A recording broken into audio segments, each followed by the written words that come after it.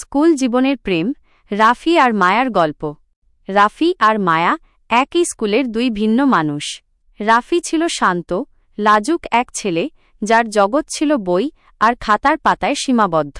আর মায়া ছিল প্রাণবন্ত, হাসি খুশি, সবার প্রিয় এক মেয়ে।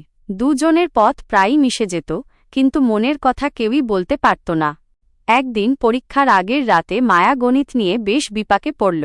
একটা জটিল জ্যামিতির সমস্যা কিছুতেই তার মাথায় ঢুকছিল না। অনেক সাহস নিয়ে সে রাফির কাছে গেল। রাফি, এই অঙ্কটা কি একটু বুঝিয়ে দেবে? মায়া কণ্ঠস্বর শুনে রাফির হৃদস্পন্দন বেড়ে গেল, যেন ঢাক বাজছে। কাঁপা কাঁপা গলায় সে শুধু বলল, হ্যাঁ, অবশ্যই।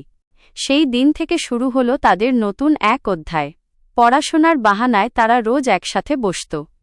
রাফি যখন মনোযোগ দিয়ে অঙ্ক কষত, মায়া তখন তার খাতার সাদা অংশে ছোট ছোট ফুল আঁকত আর হাসিমুখে বলত, তুমি অঙ্ক করো আর আমি তোমার খাতাটা সুন্দর করি। এভাবেই তাদের বন্ধুত্ব ধীরে ধীরে এক গভীর বন্ধনে রূপ নিল। টিফিনের সময় খাবার ভাগাভাগি করে খাওয়া, লাইব্রেরিতে একসাথে নতুন বই খোঁজা, অথবা বৃষ্টির দিনে ভিজতে ভিজতে বাড়ি ফেরা, প্রতিটি মুহূর্ত তাদের কাছে মধুর স্মৃতি হয়ে থাকল।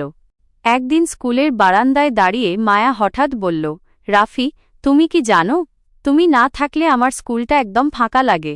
মায়ার কথা শুনে রাফির মুখ লজ্জায় লাল হয়ে গেল, কিন্তু তার মন ভরে গেল এক অনাবিল আনন্দে। ধীরে ধীরে সে বলল, আমারও তোমাকে ছাড়া স্কুলটা অসম্পূর্ণ মনে হয়। সেই দিন থেকে তাদের ভালোবাসা আর গোপন রইল না। তারা দুজনেই প্রতিজ্ঞা করল, সময়ের সাথে তারা যতই দূরে যাক না কেন, স্কুল জীবনের এই সুন্দর ভালোবাসা তারা সবসময় মনে রাখবে।